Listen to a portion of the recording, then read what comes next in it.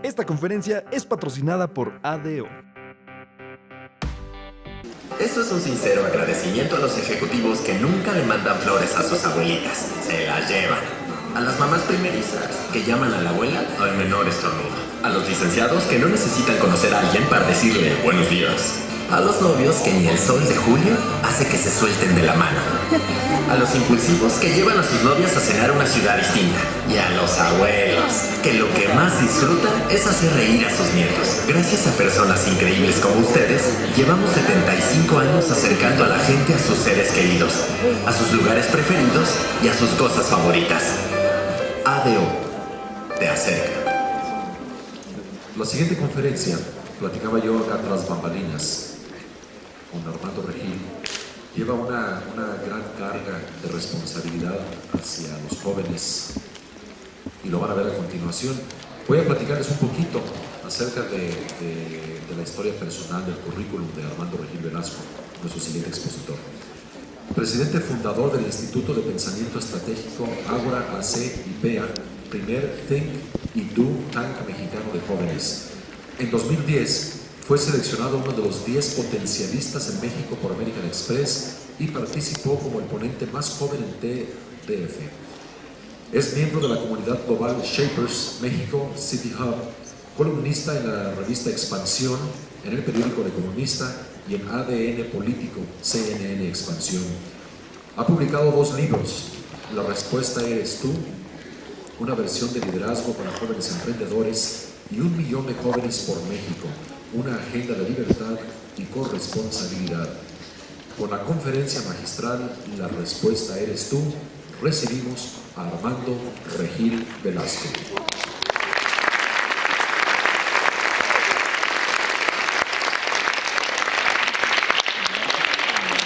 Muchísimas gracias. Buenos días, ¿cómo están? Bien. ¿Ya despertaron o todavía no? ¿No? A ver, párense entonces, un segundito, estírense y despierten, por favor. Estírense en 10 segundos para que despierten y no se vayan a quedar dormidos.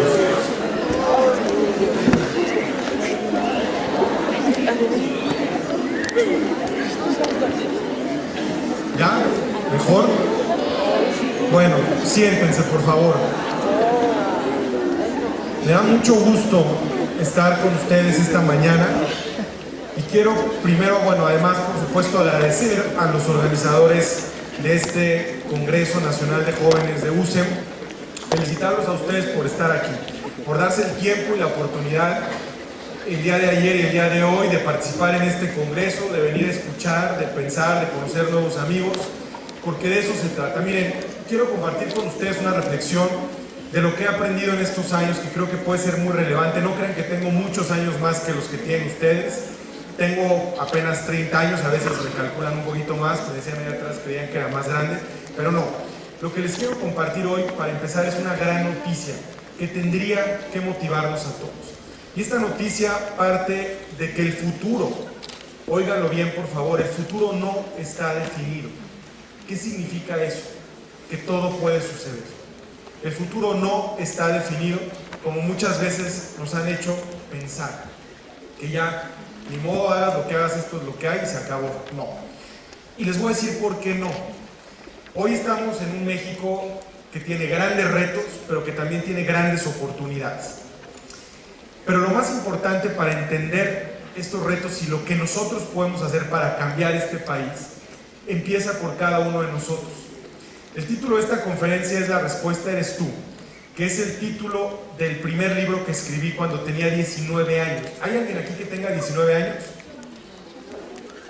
Bueno, pues más o menos precisamente a la edad de ustedes fue cuando escribí este primer libro. ¿Y cuál es precisamente la reflexión? Miren, la reflexión es que cualquier cambio de cualquier tamaño que cada uno de ustedes, cada uno de nosotros quiera lograr, empieza por nosotros mismos. Si nosotros primero no cambiamos, no lo vamos a lograr. Por eso decía Gandhi, sé tú el cambio que quieres ver allá afuera. Pero para cambiar primero tenemos que entender varias cosas que son fundamentales. Y una de ellas es un regalo que nos fue dado con la vida.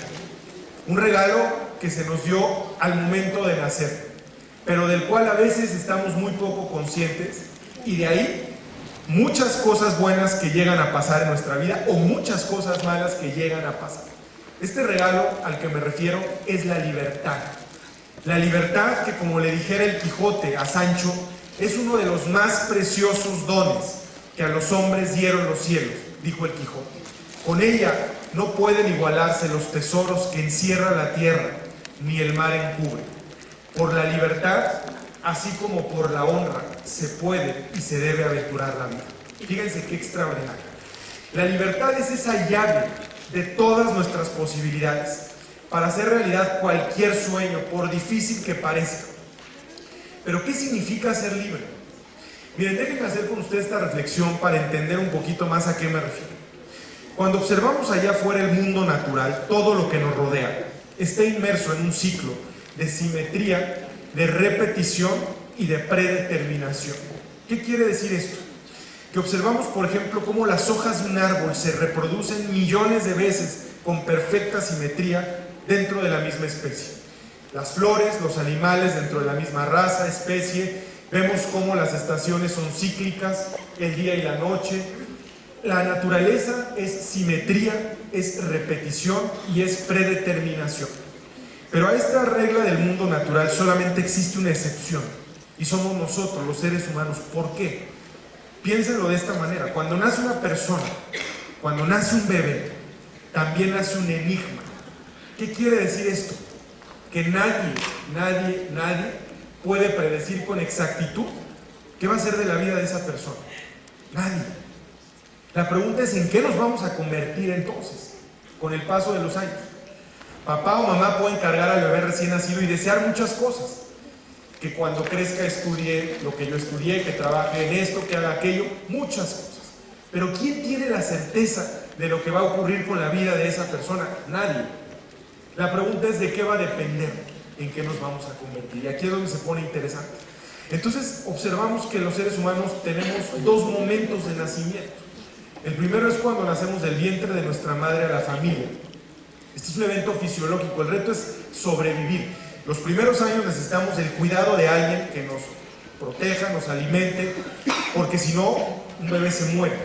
Pero cuando vamos pasando esta etapa de total dependencia, lo que vamos viendo no es que nos volvamos independientes, que esto es muy interesante, sino que vamos entendiendo y descubriendo que somos interdependientes. Al final todos vamos dependiendo de todos. Pero el segundo nacimiento es muy interesante porque es cuando nacemos de la familia al mundo, cuando empezamos a soñar, a descubrir, a entender lo que nos rodea. Y aquí la clave, este es un evento más psicológico que fisiológico, la clave, a diferencia del primero donde es sobrevivir, la clave precisamente de éxito en este segundo nacimiento es entender nuestra libertad, es entender ese regalo que Dios nos dio con la vida para que cada uno se convierta en lo que sueña y en lo que está destinado a ser, porque a este mundo hemos venido cada uno con una misión, cada uno con un propósito. Y cuando entendemos que la creación, que es un llamado a existir de cada uno, es un gesto de amor con ese propósito para que cada uno de ustedes, de nosotros, cumpla con esa misión, la vida tiene sentido y se convierte en algo trascendente. Pero entonces, si el éxito está en entender la libertad, ¿qué significa eso? Miren, hay gente que, no sé si han conocido algún caso, que todo el tiempo se está quejando de todo. De todo. Pero mira, es que la culpa de todo lo que me pasa, pues es de mis papás, es de mis hermanos, es de mis maestros, es del gobierno, es del sistema perverso, neoliberal, que nos domina. Es culpa de Estados Unidos, de quien ustedes quieran. Hay gente que todo el tiempo pone pretextos y no hace lo que tiene que hacer.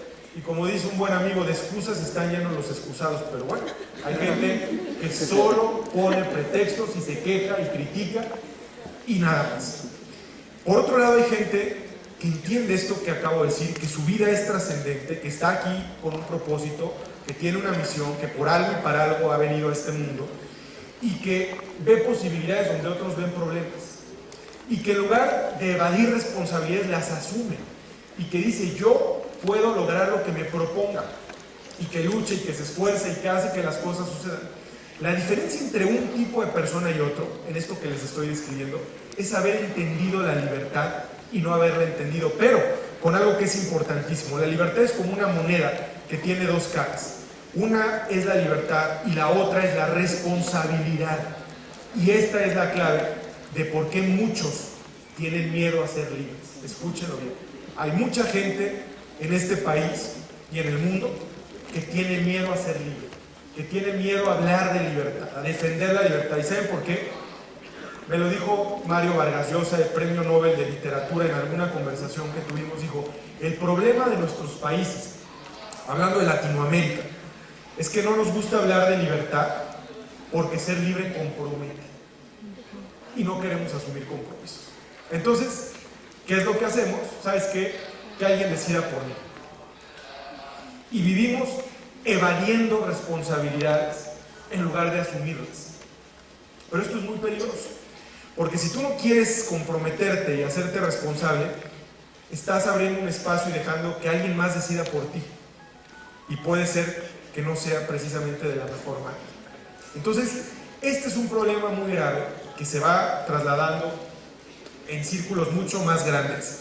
Y por eso tenemos casos en América Latina de gobiernos terriblemente represores de la libertad, abusivos, autoritarios, que no ven el límite y hacen lo que quieren con la gente y son capaces de ir y expropiar y quitar y arrebatar, porque la gente, si tú no defiendes tu libertad todos los días y no la cuestionas todos los días, alguien más va a decidir por ti.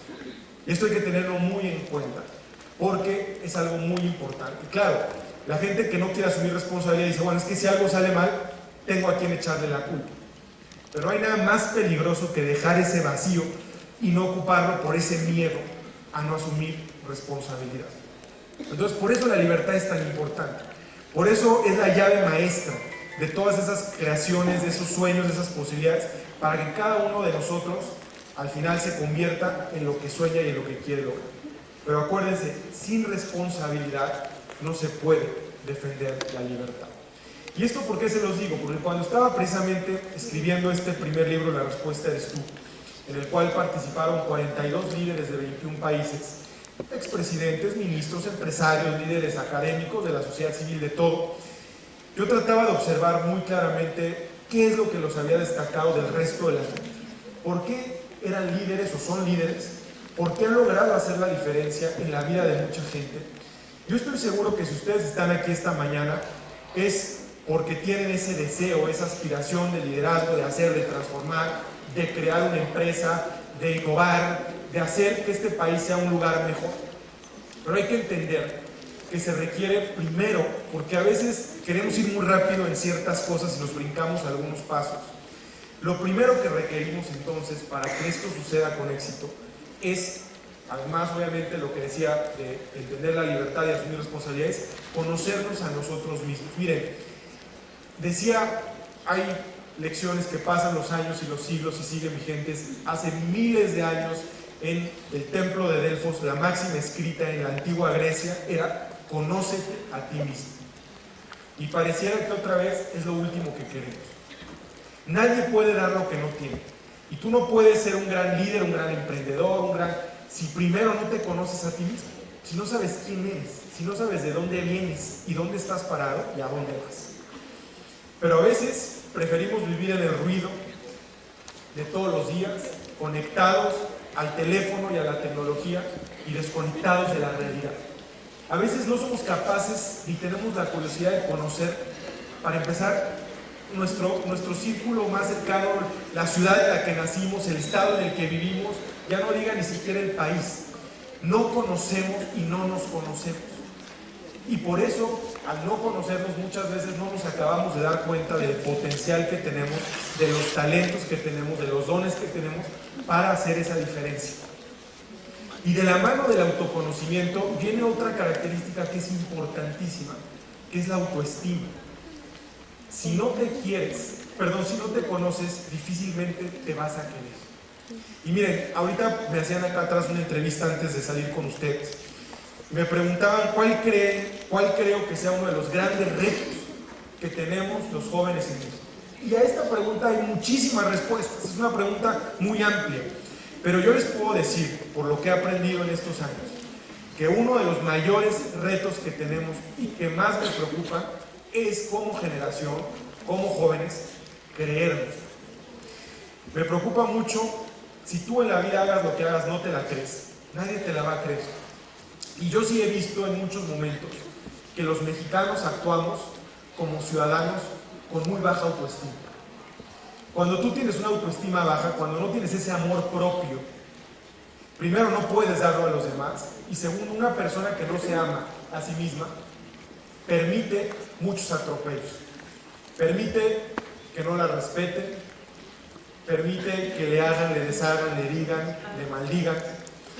Por eso es tan importante entender que primero es conocerme, quererme, para después poder hacerlo por los demás y con los demás. Y los mexicanos hemos tolerado demasiado. Hemos aceptado muchas cosas que son inaceptables, en mi opinión, pero porque muchos a veces creemos que no merecemos algo mejor. Y esto es terrible. Ahora, para merecer algo mejor, hay que ganárnoslo, hay que trabajarlo, hay que hacer la parte que nos toca.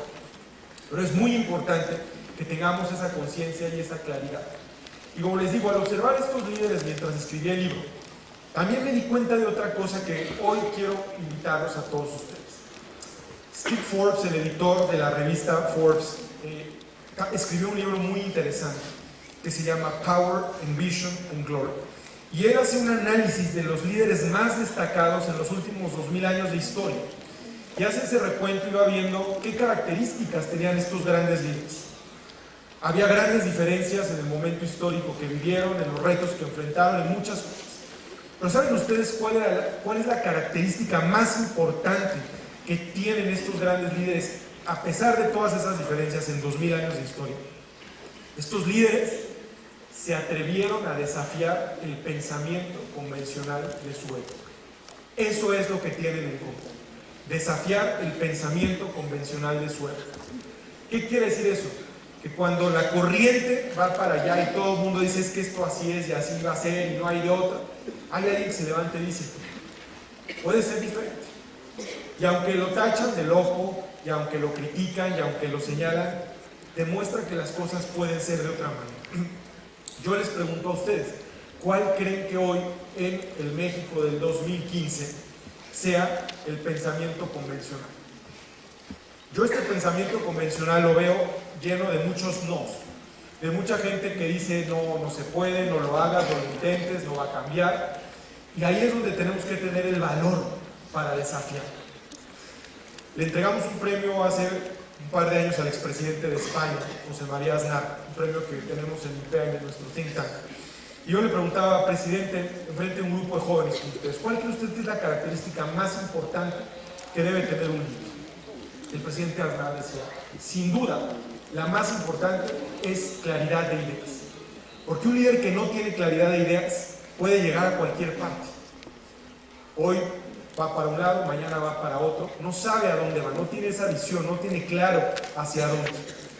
Y creo que sí, definitivamente las ideas son importantes, las ideas tienen consecuencias, pero yo agregué algo que me parece todavía más importante, porque tener ideas no es suficiente. Hay muchos jóvenes que tienen grandes ideas. Miren, hemos conocido en este camino a muchos jóvenes que se acercan y nos dicen, yo tengo muchas ganas de cambiar eso, yo tengo muchas ganas de hacerlo, yo tengo esta idea que es genial, tengo este proyecto. Pero ¿saben una cosa? Solamente tener la idea no hace la diferencia. Se requiere tener un gran valor para poner esas ideas en práctica y una gran determinación para defender las ideas. Hoy vemos, yo soy muy crítico y acabo de escribir una columna en CNN que se publicó la semana pasada que se llama La crisis en América Latina por falta de líderes. Y lo que hice fue retomar precisamente algo que mencionó el Papa Francisco antes de su viaje a Cuba y a Estados Unidos. En una videoconferencia con un grupo de jóvenes cubanos y norteamericanos se tocó el tema del liderazgo. Y el Papa fue muy crítico en qué sí es y qué no es un verdadero líder. Y esta frase ya tan famosa, tan repetida, de el que no vive para servir, no sirve para vivir. Yo la utilicé y dije, bueno, tristemente muchos de los líderes, entre comillas, en América Latina, que no sirven a los demás, sino que se sirven de los demás, porque hay una gran diferencia. Muchos de nuestros líderes políticos en este país no llegan con aspiración de servir a los demás, llegan con aspiración de servirse de los demás, de hacerse ricos, de llenarse los bolsillos, de aprovecharse de la posición de poder en la que están, y eso no es un líder. Entonces mi conclusión en esta columna es que muchos de los líderes de América Latina que no sirven a los demás, porque se sirven a sí mismos, pues nada más no sirven, ¿no? Yo sí creo que hay una crisis profunda, un vacío de ideas y de liderazgo, pero como les decía, no solo basta tener ideas, sino tenemos el valor para defenderlas. Siempre va a haber alguien que va a llegar enfrente de nosotros y nos va a retar y nos va a cuestionar y va a tratar de tirarte ese sueño y esa idea. Hay gente que al primer manotazo se asusta y se hace para atrás. Si tú crees realmente en ti y en lo que estás defendiendo y en lo que estás haciendo, tienes que tener el valor para que no importa enfrente de quién estés, puedas defenderlo y puedas seguir adelante. Eso es lo que han hecho muchos de estos líderes y por eso hoy lo comparto con ustedes. En este contexto, algo que es importante tener en mente y que también los invito a que lo piensen y a que lo hagan. ¿Cuál creen ustedes que es la pregunta más importante que se hace un líder? Hablando de esto que he estado mencionando. Si se trata de desafiar, si se trata de aprender a remar contra corriente, si se trata de entender esa libertad, si se trata de ser diferente al final del día, ¿cuál será la pregunta más importante que se hace un líder? ¿Alguien que quiera decir? Cualquiera de las preguntas básicas. ¿Qué? ¿Cómo? ¿Cuándo? ¿Dónde? ¿Para qué? ¿Por qué? Normalmente, ¿perdón? ¿Quién soy yo y por qué estoy aquí? Exactamente. Bueno, todas son importantes, pero Paulina ya ha dicho lo que yo creo que sin duda es la más importante de todas. Y esa pregunta es ¿por qué no? ¿Y saben por qué? La mayoría de la gente ve la realidad a cierto nivel. Y estamos tan metidos en el día a día que vemos lo que, ahora sí que, aunque suene día, vemos lo que se ve, vemos lo que es más evidente, lo que está en la puntita del iceberg, lo que está en la superficie. Cuando somos capaces de sacudirnos y de salirnos de eso para empezar a cuestionar, y la gente dice, es que esto así y no va a cambiar, y tú dices, ¿por qué no? Piensen ustedes que todo lo que vemos a nuestro alrededor, antes de existir, hablando de emprender y de innovar, antes de existir, tuvo que pasar por la mente de alguien. A alguien se le tuvo que ocurrir la idea de crear un foco. ¿Cuántos intentos hubo antes de que finalmente pudiera existir el foco? Por poner solamente un ejemplo. En el número de intentos. ¿Por cuántos siglos la humanidad vivió iluminándose con fogatas, con velas, únicamente con fuego? Muchos siglos. Hasta que alguien dijo, ¿por qué no crear algo que le picas un botón, se prende, ilumina? Hoy creo que uno de los retos que tenemos más grandes es no solamente cuestionar el México en el que vivimos, la ciudad en la que vivimos, el sistema en el que vivimos, pero una vez que vamos entendiendo y teniendo mayor claridad de qué está pasando y dónde estamos parados, preguntar, ¿por qué no esto puede ser distinto? ¿Por qué no México puede dejar de ser un país con estos índices de desigualdad, de pobreza, de corrupción, de impunidad, lo que ustedes quieran? Y cuando pensamos en el por qué no, ahí es donde se abren n número de posibilidades, donde aflora la creatividad, donde se potencia la innovación y donde llegan las mejores ideas para cambiar la realidad. Cuestionarnos una y otra vez por qué no. Y tener esa curiosidad todos los días. Miren, hay otra cosa que se critica mucho a nuestra generación. Conversando con el profesor Mohamed Yunus, Premio Nobel de la Paz, fundador del Grameen Bank, decía, ustedes, refiriéndose a nosotros jóvenes como generación, decía, ustedes son la generación más rica en la historia de la humanidad. Óiganlo bien, somos la generación más rica en la historia de la humanidad. ¿Qué quiere decir esto? El profesor Yunus no se refería a que tengamos más dinero en la cartera. Se refiere a que hoy tenemos herramientas, tecnología, que nos empoderan de una manera que antes era simplemente impensable. A la edad nuestra, cuando nuestros padres tenían nuestra edad y para atrás abuelos, impensable lo que hoy tenemos en nuestras manos. Pero muchas veces el problema es que no estamos conscientes de lo que estamos heredando, de lo que estamos recibiendo, del trabajo que ha costado llegar a donde estamos, y simplemente damos por hecho muchas cosas. Cuando ustedes se paran frente a una iglesia extraordinaria, frente a una catedral de estas que tardaron 100, 200, 300 años en construirse, hoy llegamos, nos paramos, a lo mejor como turistas, decimos, wow, qué maravilla, sacamos el teléfono, tomamos foto, tan. Piensen ustedes cuánta gente tuvo que trabajar, por cuánto tiempo para construir esto. Muchas veces murieron sin ver el resultado final. Lo que les quiero decir es que nosotros somos herederos de una cantidad de cosas extraordinarias que tendríamos que vivir agradecidos de lo que tantas generaciones antes que nosotros han hecho para que hoy nosotros disfrutemos de todo lo que está en nuestras manos. ¿Pero por qué les digo esto?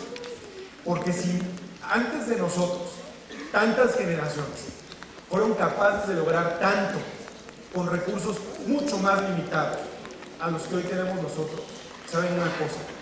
Yo creo que nosotros no tenemos vergüenza de vernos al espejo y de decir que algo no se puede, y de decir que es imposible, y de poner pretextos y de quejarnos, y de decir que estamos muy tristes porque tal o cual cosa.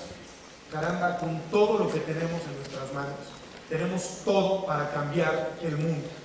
Mejor decir, ¿sabes qué? No se me pega la gana hacerlo, que decir no se puede. Porque hay evidencia suficiente de que todo es posible, y lo que yo les decía al principio, el futuro no está definido. Piensen ustedes en una cosa. ¿Cuántos años tardó el mundo de aquel entonces conocido en saber que más allá del océano había otro continente? 1492 años tardaron para saber que más allá del océano Atlántico estaban las Américas. Hoy el mundo no tiene que esperar 1492 años para descubrir nada. Cada semana se tiene registro de un nuevo planeta en la NASA, en la nueva galaxia. Acaban de ver la noticia de que descubrieron que en Marte sí hay agua, etcétera, etcétera, etcétera. La velocidad a la que se dan estos descubrimientos es impresionante. Hoy ese paradigma lineal de tiempo se ha roto por completo, porque estamos por primera vez viviendo lo que otra vez antes era impensable. Piénsenlo de esta forma: cuando hoy podemos estar en dos lugares al mismo tiempo a partir de la realidad virtual. Estamos ahorita en esta conferencia, pero si ustedes con el teléfono están grabando y suben el video en YouTube, o empiezan a poner en Twitter o en Facebook o en Instagram o lo que quieran, tenemos la capacidad de estar en dos o más lugares al mismo tiempo, de distintas formas. Todo esto que estoy mencionando debe de llenarnos de esperanza, porque todo esto se traduce en más posibilidades para seguir transformando. Hoy lo que se puede hacer desde un teléfono realmente es increíble. Miren, si a principios del 2010, finales de 2009, alguien hubiera dicho, ¿ustedes creen que en unas cuantas semanas un cuasi dictador o dictador cuasi faraón como Hosni Mubarak en Egipto va a ser derrocado después de tantos años en el poder por un movimiento que van a hacer a partir de las redes sociales, en esta fiebre, euforia de lo que fue la primavera árabe en el norte de África y en el Medio Oriente? Muchos hubieran dicho, eso no es posible, eso no va a pasar. ¿Por qué va a pasar? Estos cuates, los dictadores, se aferran al poder, no hay manera de quitarlos. Y unas cuantas semanas después, la convocatoria en el Cairo, en la plaza de Tahrir, y para acabar la historia, hoy no existe Hosni Mubarak en el poder, hoy no existe Muammar Gaddafi en Libia, hoy no existen muchos de los que estaban en ese mundo. Me tocó conocer a uno de los líderes de esta revolución en Egipto, que trabajaba en Google, un joven brillante que se llama Gael Goni, y él escribe un libro extraordinario que se llama Revolución 2.0 para explicar lo que fue este fenómeno. Y él, en la portada de este libro, tiene una frase extraordinaria que, si entendemos el valor y el poder de cada palabra que pone en esta portada del libro, créanme que cambiamos la realidad de este país. Y lo que dice Gael Goni en su libro Revolución 2.0 es: The power of the people is greater than people in power. El poder de la gente es mucho más grande que la gente en el poder. Óiganlo bien. Pero ¿saben cuál es el problema? Que todavía no lo creemos. Que todavía seguimos pensando que somos insignificantes, que somos muy pequeños, que yo por mejores ideas que tenga, sueños, proyectos, no puedo hacer nada porque soy uno, en México uno de más de 123 millones de ciudadanos, o en el mundo uno de más de 7,000 millones de habitantes que tiene el planeta, y sentimos que no, que somos irrelevantes. Ese es el primer error. La física nos dice que cuando tú tienes un sistema compuesto por distintas partes, basta con que modifiques la parte más pequeña de ese sistema para que el sistema completo se modifique. Cuando nosotros cambiamos, cambia el mundo. Usted va a decir, Armando ya está loco. Eso es imposible. Cuando cambias tú, cambia el mundo. Pero no lo creemos. Pero quien sí se la cree, quien sí se atreve a desafiar el pensamiento convencional, se da cuenta que ese cambio personal va impactando en distintos círculos, primero la familia, un círculo mayor, la ciudad donde vivimos, el país, y puede cambiar la realidad. ¿Ustedes no creen que Mark Zuckerberg se imaginó estar donde está cuando empezó la idea de crear Facebook? O Jack Dorsey con Twitter o cualquiera. El otro día venía leyendo una revista con una lista de los disruptors de nuestra generación, estos jóvenes que están cambiando. Miren, ustedes ven por ejemplo, en la revista Fortune o en cualquiera de estas publicaciones, ¿quiénes eran hace 20 años las 50 empresas más importantes del planeta? O hace 25, o hace 15, o hace 10. Y hoy difícilmente encuentran las mismas empresas. Hoy, las empresas que están arriba han sido creadas por jóvenes de nuestra generación que se han atrevido a soñar. Y yo estoy seguro que en los próximos 5, 10, 15 años las empresas que van a seguir estando arriba, porque esto se está moviendo muy rápido, van a ser empresas que hoy son startups de jóvenes de nuestra edad que tienen ese potencial de crecimiento y de convertirse en las próximas grandes empresas que van a generar enorme riqueza, que van a generar enorme valor y muchas fuentes de trabajo. Entonces, pero todo esto que les estoy diciendo, si se dan cuenta, está conectado. Todo está conectado, todos dependemos unos de otros. Ya no nos podemos dar el lujo de vivir en esa indiferencia, de creer que lo que yo haga no importa y no afecta, porque estamos pagando las consecuencias. Porque todo eso que sucede allá afuera en el México que nos gusta, del que nos sentimos orgullosos, pero también del México que nos duele, del México que a veces nos apachurra el corazón cuando vemos la cantidad de abusos y de cosas que pasan innecesariamente. Bueno, todo eso es reflejo, no solamente de lo que pensamos, de lo que decimos, de lo que hacemos, pero también de lo que hemos dejado de hacer. Y de lo que hemos dejado de hacer, porque hemos preferido evadir responsabilidades en lugar de asumirlas. Esta es una reflexión que quiero dejar con ustedes el día de hoy, porque sé que cada uno de ustedes tiene la enorme capacidad de impactar en sus círculos más cercanos, de ser ese cambio que quieren ver, de cambiar y de cambiar poco a poco la realidad que los rodea, pero primero, por favor, se la tienen que creer. Si ustedes no empiezan por ahí, nadie se las va a creer. Y otra cosa que también es muy importante, dentro de las cosas que más me preocupan, y aquí me voy a referir a que esta historia que hoy les comparto, bueno, lo que hemos hecho, lo que se veía un poco, el think tank que fundamos hace 7 años, el Instituto de Pensamiento Estratégico Ágora, que trabajamos con jóvenes universitarios, la red de 1 millón de jóvenes por México, todo esto tuvo su origen, principalmente, bueno, es toda una historia un poco más larga, pero hace 15 años hubo un punto que detonó un punto de inflexión para mí muy importante, que fue hacer realidad uno de mis más grandes sueños. Yo he sido un gran defensor de los sueños, lo creo y lo repito y lo vuelvo a decir las veces que sea necesario, todo es posible. Ese sueño, yo tenía 15 años, era conocer a su santidad, hoy San Juan Pablo II. Y mucha gente en ese momento decía, no hombre, eso no va a pasar, eres un niño y además, no, eso está muy difícil, ¿no? Al final, Dios ha sido muy grande y me dio esa oportunidad. Y tuve el privilegio de estar con él, de saludarlo, de hablarle, de recibir su bendición en Roma en el año 2000 en pleno jubileo. Y eso para mí fue muy importante, no solamente en ese proceso de descubrir esta misión, esta causa que ha sido la lucha de la libertad, como él lo hizo desde Polonia, los años en que sufrieron después de la Segunda Guerra Mundial la opresión del régimen soviético, pero entender a este hombre desde su dimensión humana, desde su dimensión espiritual, ese liderazgo que fue capaz de tocar a tanta gente. Y algo que dijo el Papa desde el primer momento en que inicia su pontificado, cuando sale al balcón de las logias en San Pedro, recién electo después del cónclave, me parece que es un mensaje de lo más importante que hoy tendríamos que estar repitiendo una y otra vez. Miren, algo que nos tiene atorados en este país y en el mundo en general es el miedo, porque el miedo ha funcionado históricamente como el mejor sistema de control, es perfecto. Tú quieres controlar a alguien, métele miedo, y esa persona dobla las manos, y esa persona agacha la cabeza.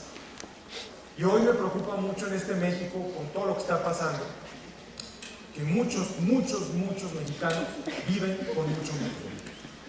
Y ese miedo nos impide pensar con absoluta claridad, nos impide tener el valor para salir y defender lo que es defendible y cuestionar lo que hay que cuestionar y no tolerar lo intolerable. Tenemos mucho miedo. El sistema fue hecho para que tengamos miedo y para que puedan controlarnos. Por eso es perverso, porque están entrelazadas la mentira, el miedo, la manipulación. Lo más importante hoy ante esto es abrir los ojos y darnos cuenta, como les decía en un principio, de quiénes somos, de dónde venimos, a dónde vamos, cuál es esa misión, esa posibilidad que tenemos a partir de nuestra libertad, nuestra responsabilidad, pero ese mensaje de Juan Pablo II desde el balcón 1978 y a lo largo de todo el pontificado fue: no tengas miedo. Y hoy tenemos que repetirnos una y otra vez. Cuando ustedes sientan que ahí viene corriendo y que los va a paralizar, acuérdense y repítanse las veces que sea necesario: no tengas miedo. Porque si perdemos el miedo, vamos a lograr muchísimo. Y si perdemos el miedo, vamos a tener la capacidad de enfrentarnos a cualquier situación con esa entereza, con esa fe, con esa fuerza. Hoy tenemos que revivir la esperanza, y la esperanza y la fe no son compatibles con el miedo. Hay que deshacernos completamente de eso, y estoy seguro que en unos años, por todo lo que he mencionado, por todo lo que tenemos a nuestro alcance, por la capacidad, el recurso más valioso que tiene este país, somos nosotros, somos la gente. Es nuestra mente, es nuestro corazón, es esa capacidad de hacer, de transformar. Vamos a ver cambios extraordinarios si así nos lo proponemos y si así nos la queremos. Así es que les agradezco muchísimo su atención esta mañana, su tiempo. Felicidades a todos por estar aquí, y me voy a detener para que tengamos unos minutos de conversación con preguntas y respuestas. Muchísimas gracias.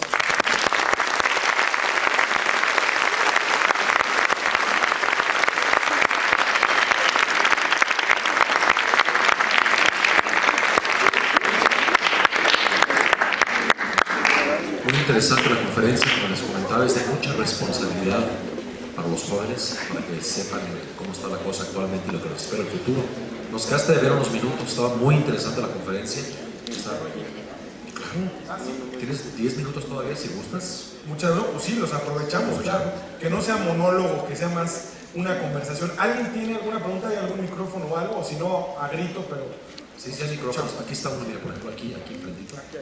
¿Alguien quiere hacer pregunta, comentario, crítica?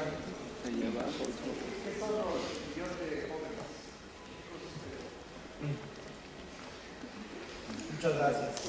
Mira, el millón de jóvenes surgió hace 3 años, precisamente a partir de la experiencia que tuvimos en los primeros años con IPEA, con el think tank. Porque nos dimos cuenta que no era suficiente tener un think tank y estar haciendo investigación, propuestas de política pública, publicaciones, etc. Se requería algo mucho más grande para lograr no solamente que eso que impulsaba IPEA, sino otras organizaciones de la sociedad civil realmente tuviera eco. Rápido, la experiencia fue en 2010, fuimos a la Cámara de Diputados, a San Lázaro, a presentar una propuesta de reforma laboral, porque nos preocupaba muchísimo ver una ley tan rígida, tan caduca, y saber que como generación pues esa carga enorme viene sobre nosotros y eso no se modifica. Se hizo un trabajo entre 2 capítulos de IPEA en la Universidad Iberoamericana en el DF y el TEC de Monterrey en Querétaro, y fuimos a ver a los diputados de la Comisión de Trabajo. Después fuimos a ver a Javier Lozano, que era el secretario de Trabajo. Les presentamos y se sorprendieron de que un grupo de jóvenes, más allá de criticar lo que pasaba, pues propusiera una solución. Al final fue bueno el diálogo que tuvimos, pero pues nos dieron el tole con el dedo, ¿no? Como suele pasar en este país. Entonces ahí había de dos. Una era resignarnos y decir esto, pues así es, y mucha gente te dice, pues, ¿para qué lo intentas si el muro es muy grande? O la otra era repensar y decir, bueno, si hoy las reglas del juego en el país no funcionan a favor de los ciudadanos, ¿cómo aspiramos a cambiar las reglas del juego, ¿no? Para que cuando una organización de la sociedad civil, sea cual sea, tenga algo importante que proponer en el Congreso, pues no se ignora, realmente se escuche, realmente se considere. Entonces ahí nos dimos cuenta que necesitábamos algo mucho más grande, mucho más contundente, y por eso surgió el sueño y la idea de crear una red de jóvenes con la capacidad de articularse en todo el país, que sirviera como un contrapeso ciudadano, no importa quién gobierne, a nivel municipal, estatal o federal, qué partido político, pero que realmente los ciudadanos tengamos la capacidad de ser escuchados, de poder incidir en las políticas públicas y en las decisiones en el gobierno. Entonces, así se crea 1 millón de jóvenes. Publico un libro que se llama 1 millón de jóvenes por México, una agenda de libertad y corresponsabilidad, en donde con varios jóvenes fuimos pensando en esa visión del 2050 y en la propuesta de agenda para ir aterrizando todo esto a nivel local y la suma de todos los equipos en el país, hacer un contrapeso en los grandes temas nacionales. Entonces, así surgió hace 3 años.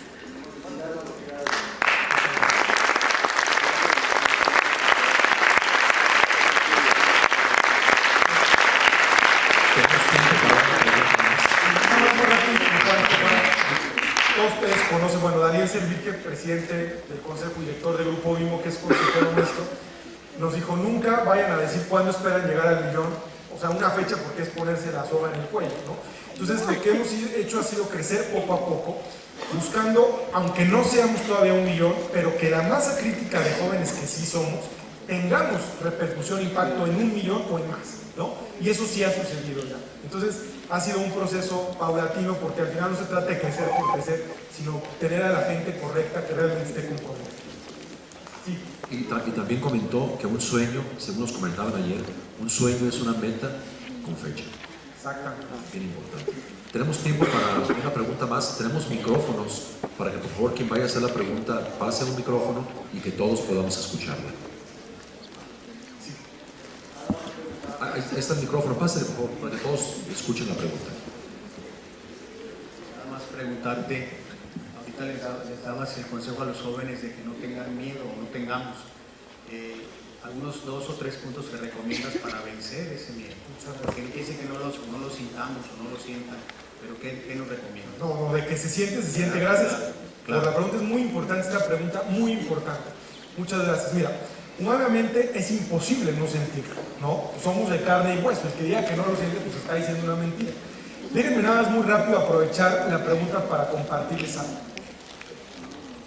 Nosotros hemos enfrentado cosas muy complicadas, porque vivimos en un país en donde el gobierno trata de tener el mayor control sobre todo lo que puede. Cuando nosotros empezamos a crecer, sobre todo con el millón, no tanto con IPEA, empezaron a llegar todo tipo de, primero de ofertas, porque en este país, se los voy a decir con toda la honestidad como fue, porque creo que esto es importante rescatar.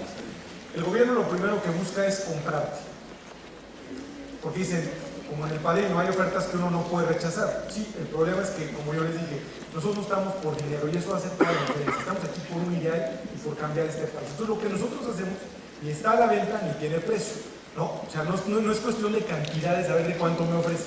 Entonces, al rechazar dinero, porque ellos lo que querían era tener control sobre muchas de las cosas que se estaban haciendo, entonces eso les incomoda tanto que la segunda es la amenaza. Te empiezan a intimidar, te empiezan a decir a nosotros desde llamadas, de muchas cosas, que en ese momento es donde uno realmente siente muchas de estas cosas y el miedo y te dicen y tu familia. Pero ¿de qué te agarras? De 2 cosas para responder la pregunta. Una, de la fe, o sea, siempre agarrarte para mí de la mano de Dios, porque alguien que está muy por encima de todo esto y que no te deja solo y tienes en el camino muchas señales de que no estás solo. Y también muy importante, humanamente hablando, tener siempre referentes, personas que hayan pasado por situaciones difíciles, pero que las han librado, que las han superado y que se convierten en ese ejemplo para un momento determinado, ¿no? Esas dos cosas han ayudado mucho, la parte de la fe y humanamente tener esos referentes y acercarse o inspirarse de estas personas. Muy rápido, como no nos dejamos vencer por ese miedo y esa amenaza, la tercera es el castigo. Y te hacen de muchas para tratar de frenar. Entonces, ya después de que pasas porque te quieran comprar, porque te amenacen, porque te castiguen, entonces ya se te quita mucho más el miedo, porque dices, bueno, ya sobreviví, y lo que no te mata te hace fuerte. Pero lo peor que podíamos haber hecho en ese proceso era darnos por vencidos, porque si tú te das por vencido, les das la victoria, y eso no lo puedes permitir jamás. Entonces, seguir y seguir y seguir y perseverar. Dios está, no tener miedo y te sorprendes de lo que puede suceder si sigues adelante. Por eso es tan importante pues pasar la prueba, ¿no?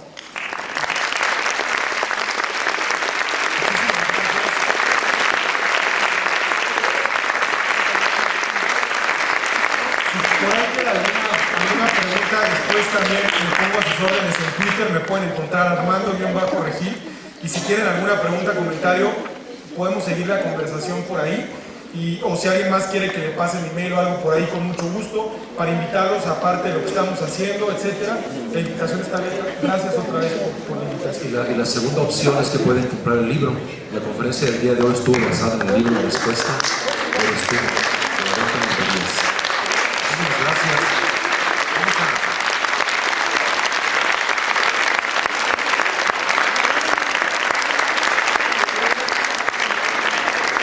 Vamos a pedir la presencia del ingeniero Francisco Valadez Licea, vicepresidente de USEM San Luis Potosí, quien hará entrega de un reconocimiento y un presente en agradecimiento a Armando Regil Velasco por su conferencia.